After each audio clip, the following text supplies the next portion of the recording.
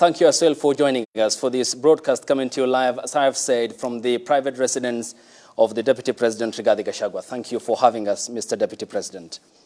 Let's begin on our key thematic area number 1, which is on press freedom and the independence of the media in the country. Does the Kenya Kwanza administration understand and appreciate the role of the media in a democracy?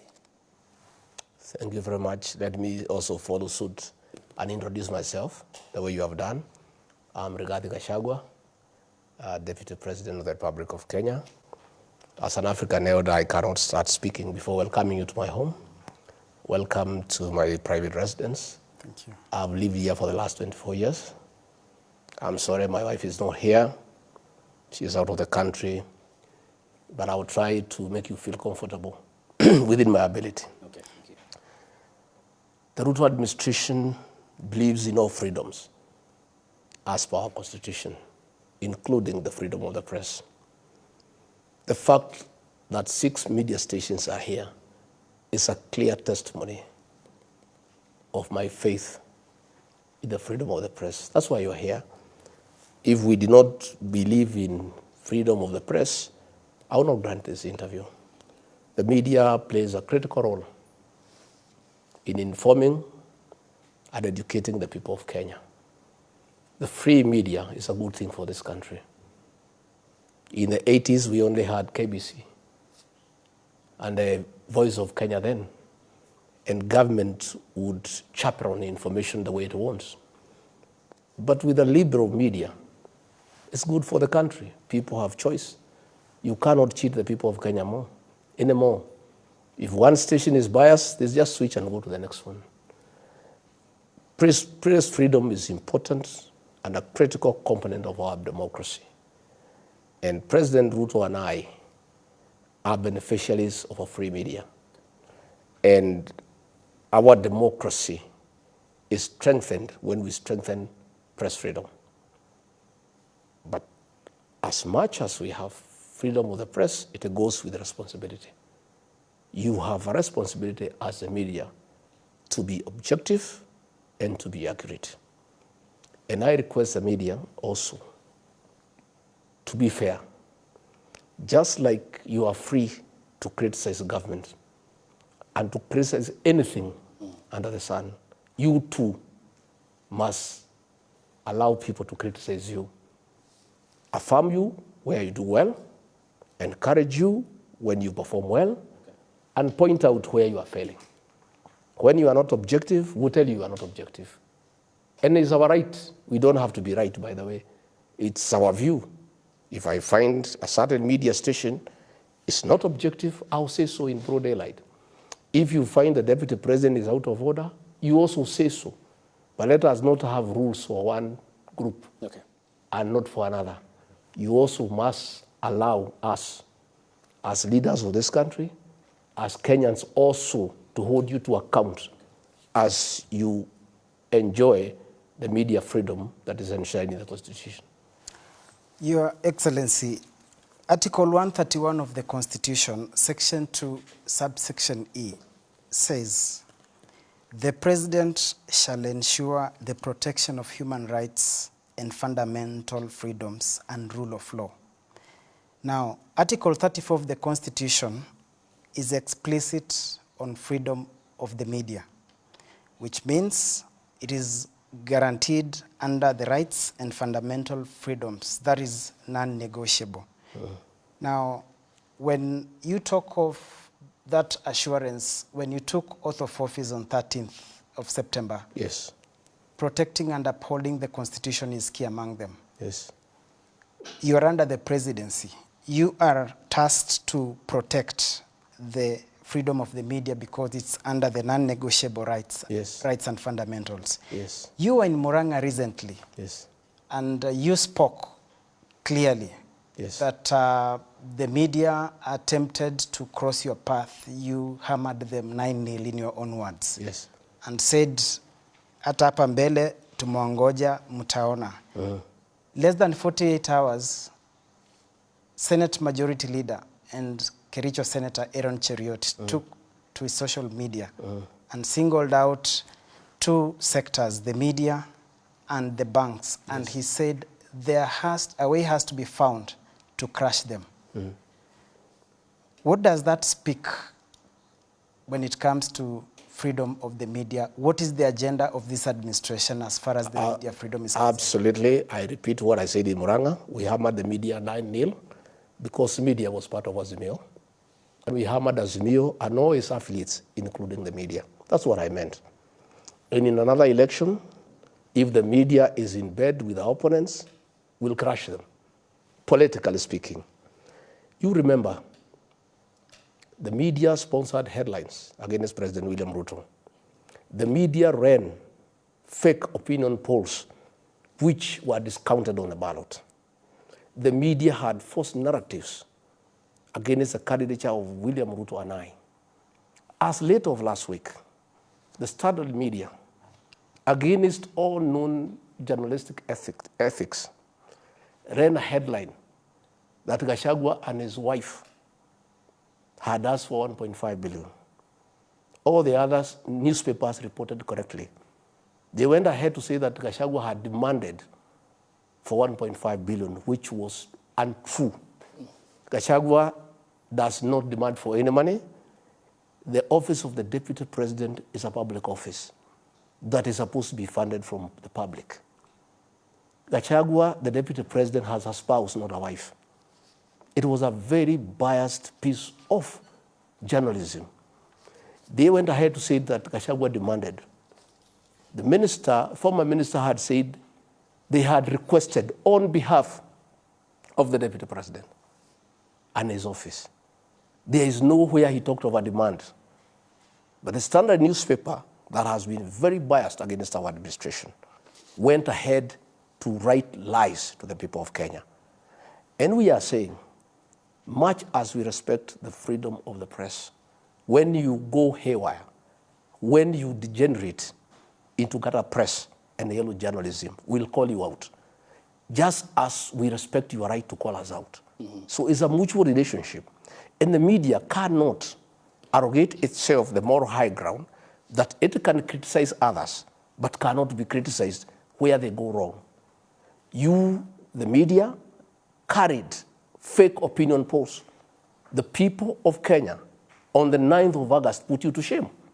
And we kept on saying these are sponsored polls. And we called you out. We saw owners of media stations on top of a lorry, a media owner campaigning for Azimio. That is not objectivity. We had to call them out. So if you want respect, it's mutual. Be objective, observe the code of ethics, and don't be biased. Be objective. So what Senator Aaron Cheriot said is that among the people we are looking at is the media, because the way they are behaving is not right. I have seen new people, the media. When we had the previous administration and prices of food were high, you never wrote a story. Today, even when those prices have gone down, it's a headline every day. You are not objective, and that is the truth. Now, and we shall continue. We shall continue every day. I would have been concerned if any journalist had been harmed by anybody. If you had come to this home and you are locked out, you have not been locked out. You cover the president, you cover myself, you cover all our ministers, and nobody has stopped you. But you cannot gag us from giving an opinion of what we think is your performance. That is our right as Kenyans.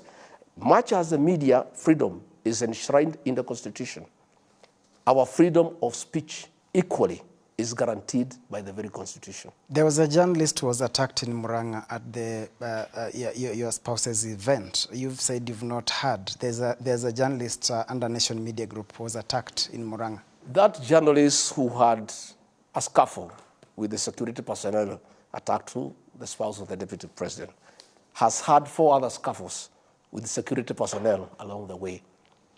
That journalist comes to meetings drunk all the time. And what will happen is that security people have to do their work. If you come, you are drunk and disorderly in a meeting. Even if you are a journalist, you are not above the law. And that is not the first situation. That was the 4th. He had 3 other incidences with former Deputy President, now President William Ruto. Okay. And it is his habit. Every time there is a meeting in Murang'a, he turns up drunk, becomes unruly, and the security personnel, just as the media have a job to do, okay, they also have a job to do to protect the person they have been assigned to protect. Thank you. Na Mheshimiwa Naibu wa Rais, tukisalia tu kwenye hilo swala kuhusiana na uhuru wa vyombo vya habari, unahisi ya kwamba maneno ambayo yanatumika na wale viongozi ambao wanasema ya kwamba wanahabari pengine wana kasoro fulani ni maneno ambayo yanafaa? Kwa mfano, unapotumia maneno kama cartels ama hiyo kucrash, unaona ya kwamba pengine mnastahili kutumia njia gani angalau kupeleka malalamishi kwa wale ambao wanastahili? We'll continue talking about cartels. We know some of the cartels even own media stations. That we know.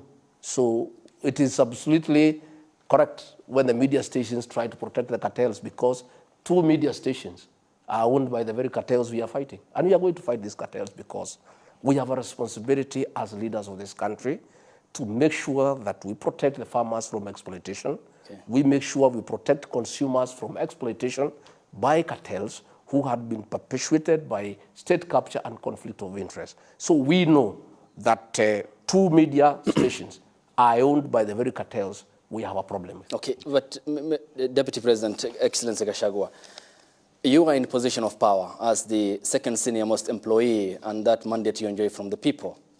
Have you lodged complaint as per the laid down procedures, for example, institutions within the media framework? I mean, there is vagueness about people you want to name. You're saying issues of cartels, but have you followed the right procedures and channels as laid down in law? I am a leader in this country. One of my duties is to comment publicly about the issues that I think I need to comment on. I have no faith in that mechanism, because that mechanism that regulates the conduct of the media watched as the media went rogue, as the media became biased against William Ruto and they never raised a finger.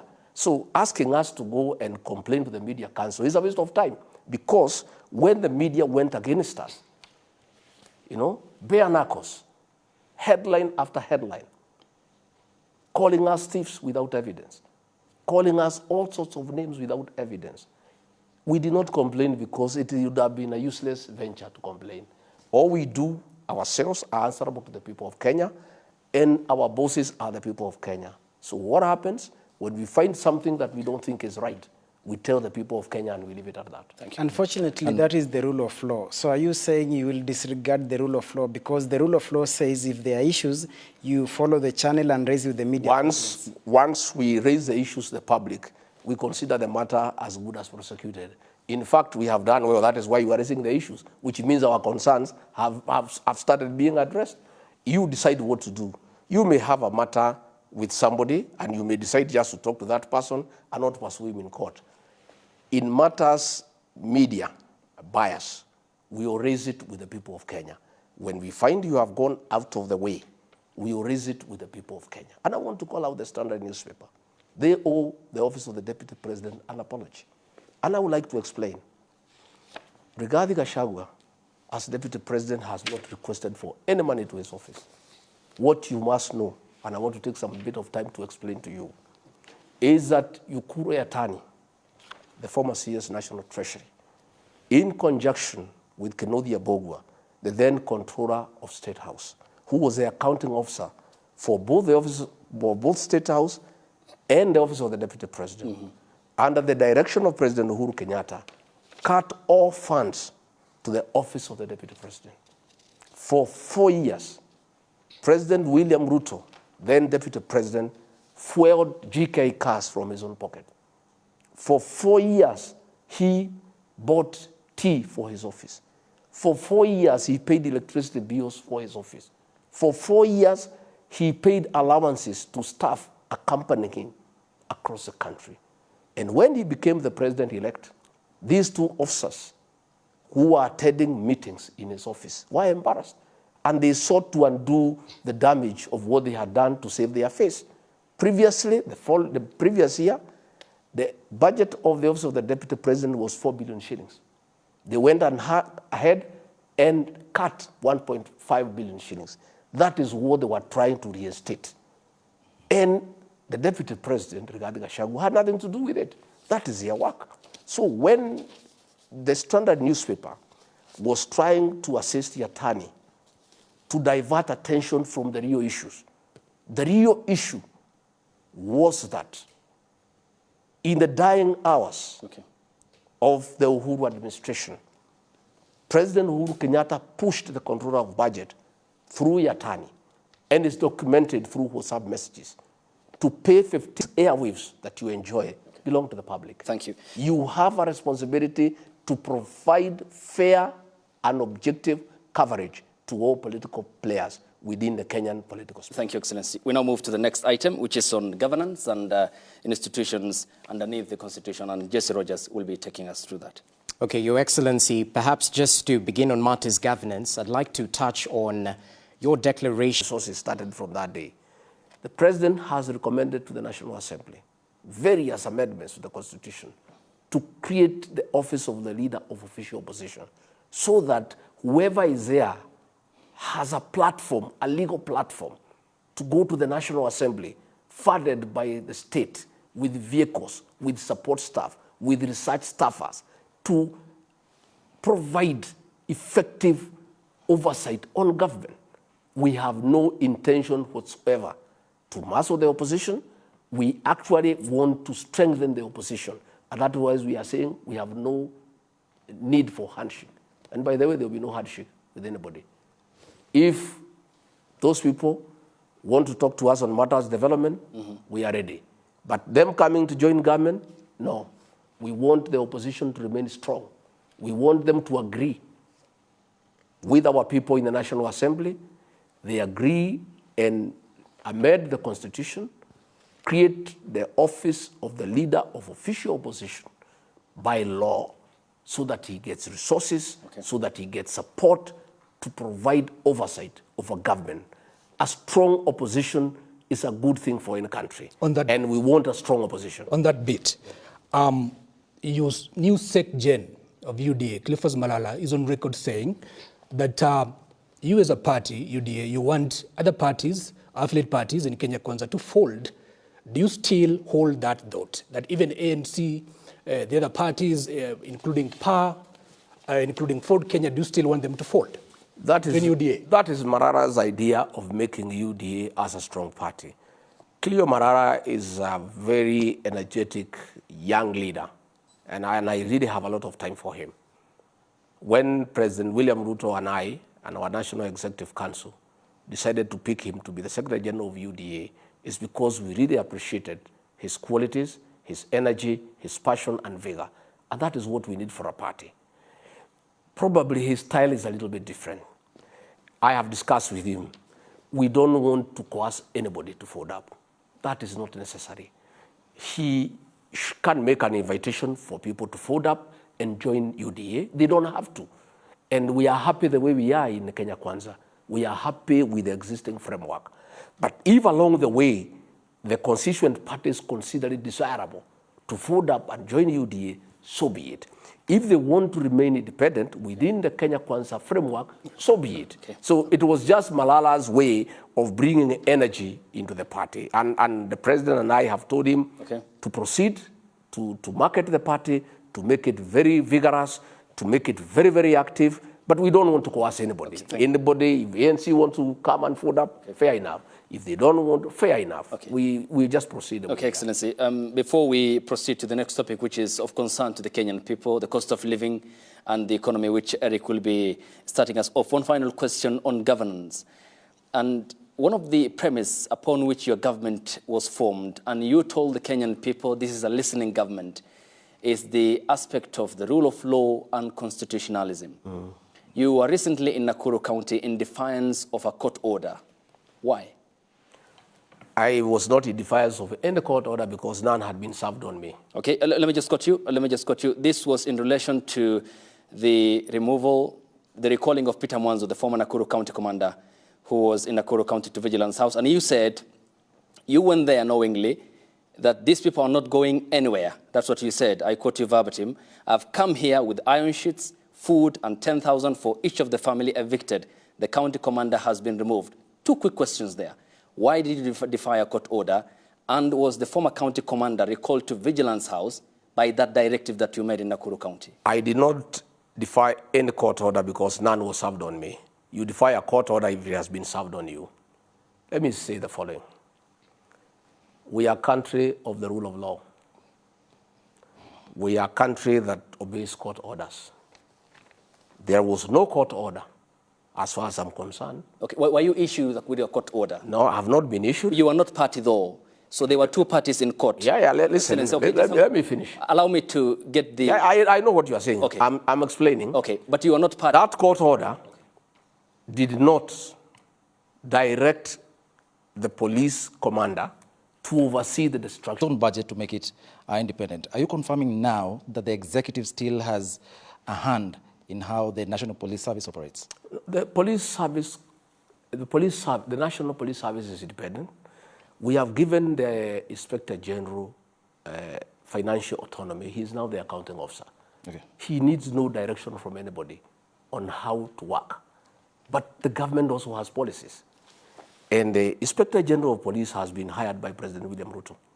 President William Ruto has a manifesto. He has a covenant with the people of Kenya. One of the things that we agreed with the people of Kenya is that there will be no brutal evictions at night. When President William Ruto hired Japheth Koome as IG, he made it very clear to him on what had been agreed on with the people of Kenya. And before he took the job, he agreed that the policies that had been agreed on in matters policing will be observed. Okay. And let me tell you, we have a very, very professional Inspector General of Police, Japheth Koome. We have a very professional CS for Interior, Professor Kindiki. Other than that one isolated incident, we have not had any other. And that is very good. Okay. You know, since we came in, today is 6 months, since we were sworn in. 7 months. On the 13th. I think it's 6. We were sworn in on 13th of September. 13th September. So I think it's 6 months today. We have not had any violation of what we agreed with the Inspector General of Police. And I'm very happy myself. Even when I discussed with the IG on that issue, he dealt with it very fast. And action was taken and things have been normalized. Thank you. We do not interfere with the way police carry out their operations, but there are certain policies that were a covenant between the people of Kenya and President William Ruto. And all those who have given jobs must adhere to those policies. Fair enough, sir. Let's talk about the cost of living. And one of the things that we have to talk about is the cost of power. And I want to quote the chair of the Presidential Council of Economic Advisors, that is David Ndii. I believe that his position is the official government of Kenya position. Using his verified Twitter handle, he said on power bills, we have two choices: costly power available 24/7 or cheap power available a few hours a day like South Africa. And he went ahead to say, if you care to peruse our manifesto, you would have noted that cheap power does not feature in our pledges on electricity. But your manifesto actually had promised to lower the cost of electricity in a 3-point plan. Referencing that tweet by David Ndii, I have two questions. When should Kenyans expect the cost of electricity to be lowered? And two, is the government planning to introduce power rationing? First and foremost, David Ndii is an advisor to the president. He does not pronounce policy. Public policy is pronounced by the president, the deputy president, and the respective cabinet secretary. So I would not want to go into that as far as I'm concerned. If that pronouncement came from the CS Davis Churchill, I'll be able to talk on it. I want to say that the government is concerned about the cost of power. And a lot of things are happening behind the scenes. We are having a problem because of the prolonging drought and the effects of climate change and 5 failed consecutive seasons. All electricity generated through hydro, there's a problem. And in another 2-3 weeks, we'll have a very serious shortage. So the idea has been to expand to geothermal, solar energy, and wind energy, progressively in terms of long-term solutions. Because like the independent power producers are very expensive. because they use diesel, and diesel is very, even in your own home, you have a standby generator, you know how expensive it is. So the government is well sized that the issue of cost of power is affecting the economy badly because it brings up the cost of manufacturing, and that cost of manufacturing due to cost of power is passed to the consumer. So along the way, there are many things going on which I don't want to delve in at this stage because they are still at the policy level. They are still at a discussion in cabinet. I don't want to diverge what is going on in cabinet, but I want to assure the people of Kenya that there is a big team of men and women, experts on power, who are burning the midnight oil to come up with sources of alternative energy with a view of bringing the cost of power down to boost manufacturing and production. Because as long as the cost of power is up, we will not be able to bring down the cost of living. So it is something that there is a team of men and women who are working day and night, and in the next several weeks, there will be a policy pronouncement on that aspect of what the government intends to do to bring down the cost of power. Is rationing an option on the table? I can't say at this stage. I am hoping we'll not get a South African state where we have to ration. Okay. I hope we'll not be able to get there. I was in South Africa in December, and it's not a very decent way of life. But I am saying that discussion is going on. We need to appraise the situation. What are the water levels? What is the amount of power we can get from the hydro dams? What is it that we can get from geothermal? What is it we can get from solar? What is it we can get from wind? What is it that we can get from across the country, against our overall requirement? Okay. And then decisions will be made depending on the deficit. Okay. All right, Mr. Deputy President, looking at the cost of basic commodities such as unga and such commodities, would you say that in the 6 months that you have been in power, you've done enough, the most that you could have done as a government? I think we have done extremely well. When we came in, the cost of unga was between 230 to 250. And at that time, there was a subsidy. Despite the subsidy, which was, which cost the government 8 billion, and which of course was stolen, the unga was 250, between 230 to 250. We have worked very hard. And now unga, depending on where you are buying, is between 170 to 191. As of this afternoon, at Naivas supermarket, it was 178 per 2 kg. And I think coming down to 50 shillings, 45 shillings, without patting ourselves on the back, I think we have done extremely well. And that has been short term. The long term, we decided as a government, and under the wise leadership of President William Ruto, on advice of serious economists, that subsidizing consumption is foolish because it's not sustainable. You cannot subsidize consumption. And the president was well advised, and after analyzing all the advice from all sorts of experts and economists and putting his own thinking into it, decided that the way to go is to subsidize production. And that is why, immediately after coming into office, we set money aside to subsidize the cost of fertilizer. Fertilizer that was going a 50 kg bag at 7,000 is now 3,500. The net effect of that is that the farmers will get a better yield at a lower cost of production. And that benefit will be passed to the consumer. So looking at the way things are going, all factors being constant, God being merciful and giving us good rain, we have prepared the farmers well. In the bread basket, 16 counties, our bread basket, we have sufficient fertilizer. I went to Mombasa personally to oversee the distribution of that fertilizer. I was in Kericho to ensure that it has reached. I saw with my own 2 eyes. All farmers have fertilizer and are ready for the long-range planting. All factors being constant, with God's mercy, we are going to have a bumper harvest with high yield, and at a lower cost of production. That should be able to set the cost of unga down 150, 140, all the way to 120. And we believe that if eventually we can stabilize the cost of unga at 120, 110, 115, we think that is fairly comfortable for the people of Kenya. So I think we have done well. So when I see these maandamano characters making noise at us, the question I'm asking is one.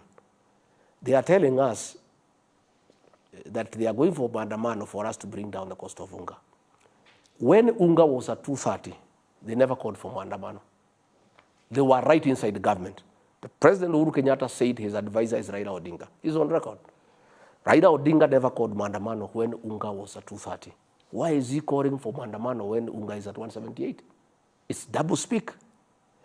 Number two, we are a responsible government that has done research and done tests on the soil and determined the kind of fertilizer that is required, and that is NPK. DAP has a problem with acidity, and most of the soils in the breadbasket areas are very acidic, and therefore when you put DAP, it does not help the farmer. But the farmers have a tradition, and sometimes when you have used DAP all your life, you simply want to continue using DAP. But this government is a responsible government. Asante. And here you are practicing discrimination. But I want to thank you for the interview. Okay. And we respect press freedom. Yes. And we ask you to be objective. Well, that is be fair. The surety that Kenyans are waiting for. Asante sana. Thank you so much. Tunanso Kware, my colleague from the Kenya Broadcasting Corporation, Jesse Rogers from KTN News and Standard Group Limited by extension, Duncan Haimba from Nation Media Group, NTV, that is Giverson Minor from K24 and Media Max, and Eric Monene from TV47 and Radio 47 as well, set for launch tomorrow. And thank you to Your Excellency for your time and company. Thank you to you too, the Kenyan people, for watching. We aspire to be objective, professional, as we are your avenues for getting information from Kenya and across the world. And we aspire and pledge to hold those in power to account, since all power and sovereignty belongs to you, the Kenyan people. Thank you for watching, and have a good evening.